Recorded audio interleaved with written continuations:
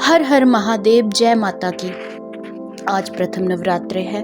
माता शैलपुत्री का प्रथम नवरात्र है। सबसे पहले हम कथा शुरू करते हैं माता शैलपुत्री की। प्रथम नवरात्रि में माता शैलपुत्री की कथा सुनना बहुत ही महत्वपूर्ण और लाभदायक होता है। माता की कृपा इससे होती है। देर न करते हुए शैलपुत्री की कथा प्रारंभ करते हैं। शैलपुत्री को शैलपुत्री क्यों कहा जाता है, सबसे पहले हम आपको ये बताते हैं। शैलपुत्री हिमालय राज शैल राज की पुत्री के रूप में जब माता सती ने जन्म लिया था, इसलिए उनका नाम शैलपुत्री पड़ा था।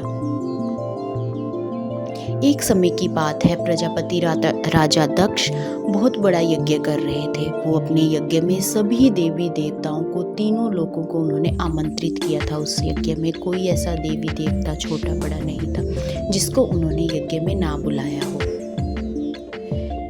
परंतु इस यज्ञ में प्रजापति राजा दक्ष ने अपनी ही पुत्री सती और जमाता भगवान भोलेनाथ को आमंत्रित नहीं किया था। जिस दिन यज्ञ था, सभी देवी देवता यज्ञ की ओर बढ़ रहे थे, यज्ञ में सम्मिलित होने के लिए जा रहे थे। तो माता सती को बहुत बुरा लग रहा था, क्योंकि वो भी अपने पिता के घर जाना चाहती थी, अपने मायके यज्ञ में जाना चाहती थी। उनको आमंत्रित नहीं किया था, इस बात से वो बहुत दुखी हो रही थी। भगवान भोलेनाथ ने उनकी ये व्याकुलता देखते हुए कहा कि सती, कोई बात नहीं, महाराज राजा दक्ष मुझसे जो रुष्ट हैं, शायद इसलिए उन्होंने हमें नहीं बुलाया, तो हमें नहीं जाना चाहिए। लेकिन माता सती इस बात से संतुष्ट नहीं हुए। वो यज्ञ में जाना ही चाहते थे। उन्होंने भगवान भोलेनाथ से बहुत हठ किया कि मैं यज्ञ में जाना चाहती हूँ। भगवान भोलेनाथ उनके हठ के सामने कुछ न कर सके और उन्होंने उनको जाने की अनुमति दे दी।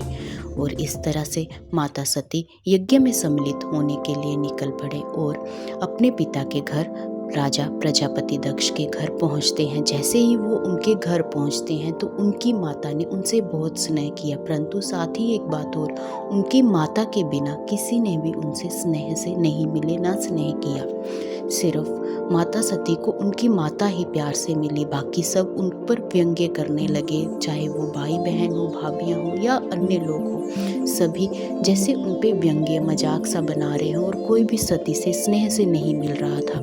माता सती वो सब समझ रहे थे और उनको बहुत बुरा लग रहा था। इसी बीच राजा दक्ष ने भगवान भोलेनाथ का पर कुछ अपने ऐसे विचार रखे कि उनका अपमान कर दिया बातों ही बातों में, जो माता सती से बिल्कुल भी सहन नहीं हुआ। भगवान भोलेनाथ का अपमान सुनकर माता सती अपने आप को रोक नहीं पाए। वो अपनी सहन शक्ति से इतने बाहर हो गए अपने पति का अपमान सुनकर, तो उन्होंने अपने आप को यज्ञ की अग्नि में समर्पित कर दिया और माता सती उसी अग्नि में सती हो गई। माता सती अगले जन्म में शैल राज हिमालय राज के घर पुत्री बनकर जन्म हुआ और भगवान भोलेनाथ के साथ उनका विवाह हुआ। और अगले जन्म में उन्होंने फिर से भगवान भोलेनाथ को पति के रूप में प्राप्त किया। भगवान हिमालय राज शैल राज के घर में जन्म लेने के कारण ही माता सती का नाम शैलपुत्री के नाम से पड़ा, और यही हमारा प्रथम नवरात्रा माता शैलपुत्री के नाम का होता है। बोलो माता रानी की जय, शैलपुत्री माता की जय। माता सब पर कृपा बनाए रखे और सब पर अपनी दया रखे। ये नवरात्रे सबके लिए शुभ हो। प्रथम नवरात्रा आपके लिए बहुत अच्छा हो। अगर अभी तक आपने कथा सुनी है तो माता का एक बार जयकारा जरूर बोलना। जय माता के कमेंट में ज़रूर लिखना। जय माता की।